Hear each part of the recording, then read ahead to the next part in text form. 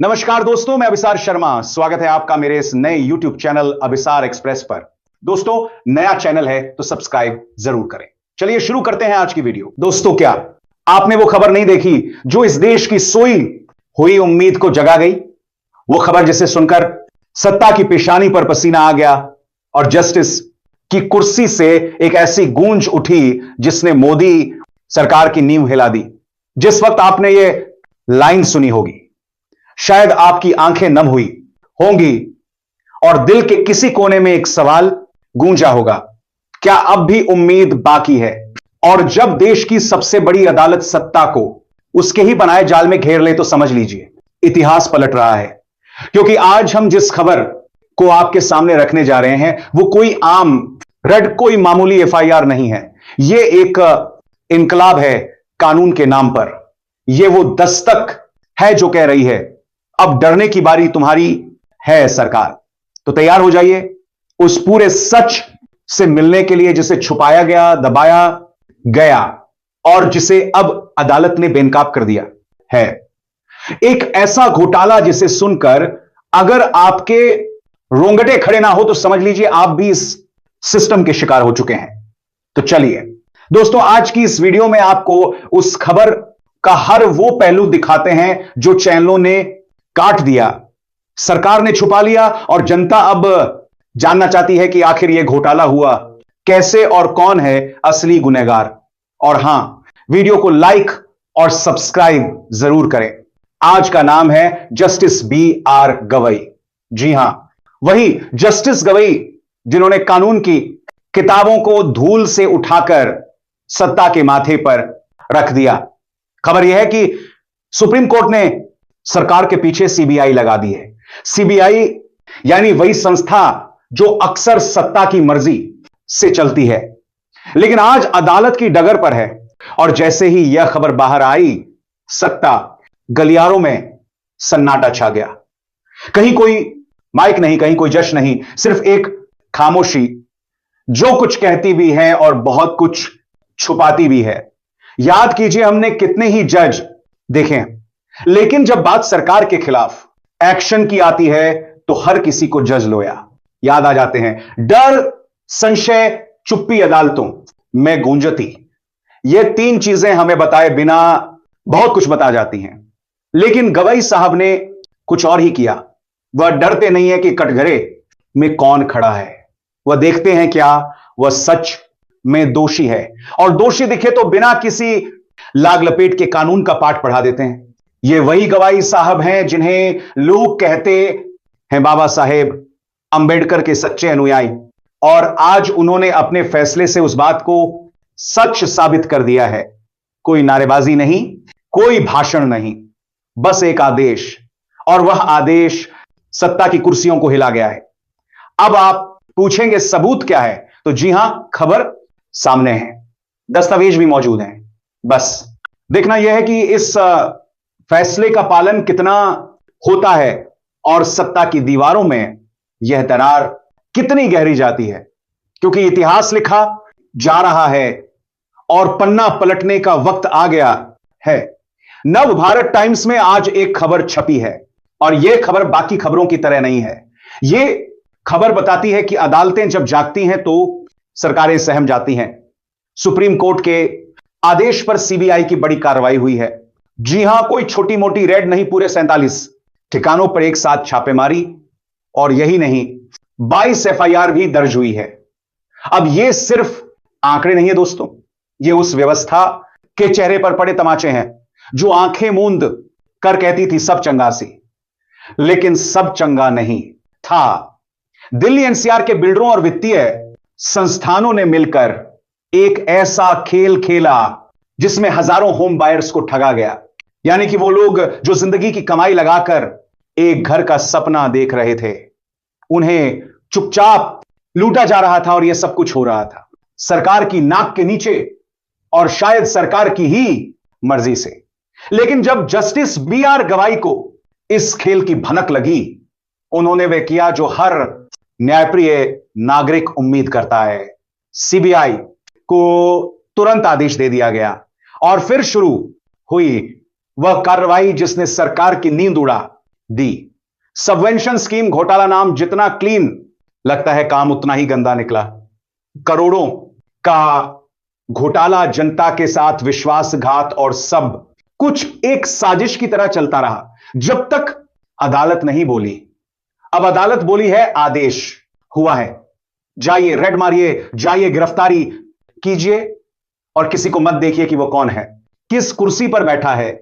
और सीबीआई ने वैसा ही किया। सरकारें आती हैं जाती हैं, लेकिन इतिहास सिर्फ उन्हीं का बनता है जो अपने फैसलों से व्यवस्था को झकझोर देते हैं। और आज जो कुछ हुआ वो आने वाले समय के लिए एक मिसाल बन सकता है, अगर यह कार्यवाही पूरी ईमानदारी से पूरी की जाए।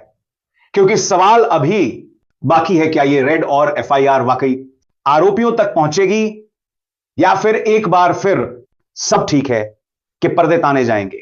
जवाब आपको तय करना है, क्योंकि लोकतंत्र में अदालतें तभी तक ताकतवर होती हैं जब जनता सच को पहचानती है। जरा देखिए इस खबर को। दिल्ली एनसीआर में एक बार फिर से सपनों का व्यापार, घोटालों की दुकान और खामोश सरकार तीनों एक साथ मंच पर आ चुके हैं। सीबीआई ने 47 ठिकानों पर छापेमारी की है और 22 एफआईआर दर्ज की गई हैं। यह कोई मामूली आंकड़ा नहीं है, यह उस सढ़ांत की बदबू है जो वर्षों से अंदर ही अंदर पक रही थी, लेकिन अब बाहर निकल आई है। घोटाला सबवेंशन स्कीम के तहत हुआ है। नाम इतना जटिल और तकनीकी रखा गया कि आम आदमी पूछे भी तो कैसे। लेकिन अब जान लीजिए, बिल्डर्स और फाइनेंशियल कंपनियों ने मिलकर हजारों होम बायर्स को ठगा। वो लोग जो हर महीने किराया देते देते थक चुके थे, जो होम लोन की ईएमआई भरते हुए ये सोचते थे कि कभी तो छत मिलेगी, उन्हें सिर्फ धोखा मिला। और इस धोखे की खबर सरकार को भी थी। जी हां, यही लिखा है। लोगों ने शिकायतें की, थानों के चक्कर काटे, सरकार से गुहार लगाई, लेकिन कुछ नहीं हुआ, कोई कार्रवाई नहीं हुई। क्यों? क्योंकि शायद कहीं ना कहीं कोई चढ़ावा चढ़ा था। और यही वजह थी कि सरकार ने आंखें मूंद ली। सरकार सरेंडर हो चुकी थी। और जब सरकार सो रही हो तो कभी कभी अदालतें जागती हैं। सुप्रीम कोर्ट ने आदेश दिया और सीबीआई ने छापेमारी शुरू कर दी। लेकिन अब सवाल सिर्फ छापेमारी का नहीं है। सवाल यह है कि इतने वर्षों तक यह घोटाला सरकार की नाक के नीचे चलता रहा और कोई क्यों नहीं बोला? क्या बिल्डरों और वित्तीय संस्थानों की साठगांठ में कोई राजनेता भी शामिल था? क्या जिनके खिलाफ एफआईआर हुई है उन्हें सजा भी मिलेगी, या वह अगली बार किसी चुनावी मंच पर चंदा देकर सम्मान पाएंगे? और अगर सुप्रीम कोर्ट हस्तक्षेप ना करता तो क्या यह घोटाला ऐसे ही चलता रहता? सवाल जनता के हैं, जवाब अदालत से मिला है। अब देखना है कि सरकार क्या जवाब देती है या फिर हमेशा की तरह खामोश हो जाती है। और आखिरकार सुप्रीम कोर्ट को खुद एक्शन लेना पड़ा। जी हां, सरकार ने एक्शन नहीं लिया, शिकायतें होती रही, लोग दर दर भटकते रहे, लेकिन सरकार चुप रही। और फिर सुप्रीम कोर्ट ने वह किया जो किसी भी लोकतंत्र की उम्मीद होती है, ताबड़तोड़ एक्शन। अब देखिए खबर। दिल्ली, नोएडा, ग्रेटर नोएडा, गुरुग्राम और गाजियाबाद, इन सभी जगहों पर सीबीआई की रेड पड़ी है। और यह रेड कोई औपचारिकता नहीं थी। आपत्तिजनक दस्तावेज, डिजिटल सबूत सब जब्त किए गए हैं। सुप्रीम कोर्ट ने साफ कहा, बिल्डर्स और कुछ फाइनेंशियल संस्थानों के बीच साठगांठ है और इस साठगांठ के जरिए जाल बुना गया सबवेंशन स्कीम का जाल। नाम में स्कीम, काम में स्कैम। इस स्कीम के जरिए हजारों होम बायर्स को फंसाया गया, उन्हें ईएमआई फ्री घर का सपना दिखाया गया और फिर उन्हें कर्ज और कोर्ट कचहरी का ग्राहक बना दिया गया। अब सवाल उठता है, क्या सरकार को इस घोटाले की भनक नहीं थी, या फिर सरकार को सब पता था लेकिन वह सिर्फ चुप थी क्योंकि शायद बिल्डरों से भेंट चढ़ती थी? दस्तावेज कौन बनाता था? कई बार वही सिस्टम जो सरकार के अधीन होता है।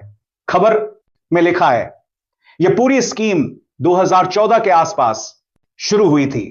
हजारों खरीदार डिफॉल्टर हो गए, किसी की शादी टली, किसी की नौकरी गई, किसी ने आत्महत्या तक कर ली, लेकिन बिल्डर दिवालिया हो गए।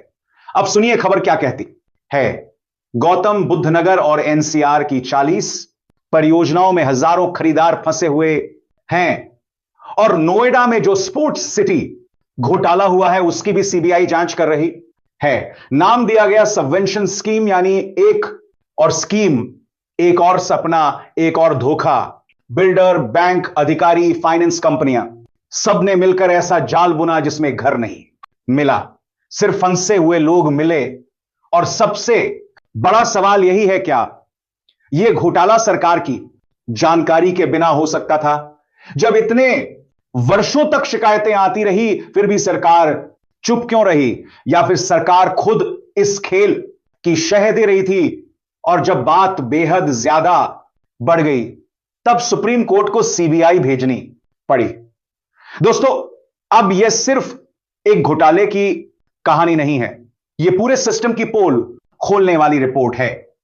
तो दोस्तों, यह सिर्फ एक रेड की कहानी नहीं है, यह उस सिस्टम का आईना है जिसमें आम आदमी के सपनों को बेचा गया, लूटा गया और फिर अदालतों के हवाले छोड़ दिया गया।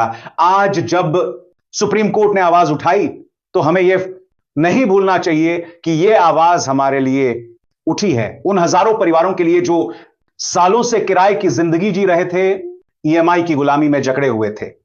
अब सवाल यह नहीं है कि सीबीआई ने कितनी रेड मारी, सवाल यह है कि क्या अब वाकई इंसाफ होगा?